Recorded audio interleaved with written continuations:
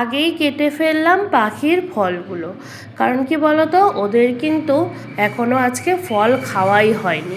যেহেতু দিদিভাই আর দাদাভাই গেছে ডাক্তার দেখাতে দিদিভাইকে নিয়ে, তারপর আমি ওইদিকে কিছু কাজকর্ম করে নিলাম। আর শ্রেয়া মানে ফলগুলো দেবে, তো যেহেতু পেয়ারাগুলো খুব শক্ত হয় তো কাটতে পারে না, সেজন্য আমি এদিকে দেখো পেয়ারা, আপেল, বেদানা সব কিছু ধুয়ে কেটে ওকে দিলাম।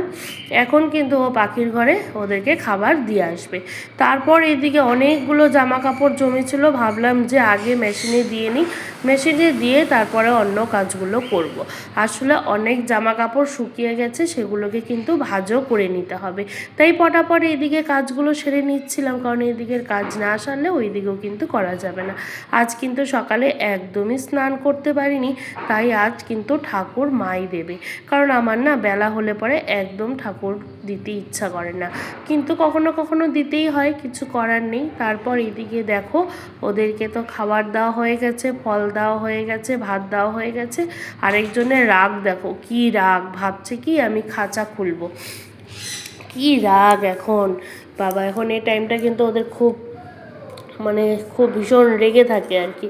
আর আরেকজনে যে বসে বসে বেদানা খাচ্ছে, আর এইদিকে দেখো সবগুলো কেউ খাচ্ছে, কেউ কি করছে না করছে, ওদের কাণ্ড মানে কিছুক্ষণ থাকলে পরে বোঝা যায় ওরা কত কি কাণ্ড করে। এদিকে দেখো একজন তো বড়ই হয়ে গেছে, এখন কোনটা বাচ্চা কোনটা বাবা মা কিছুই বুঝতে পারছি না আমি, যেহেতু আজকে অনেক দিন পর পাখির ঘরে গেলাম, সেজন্য আর বুঝতে পারছি না।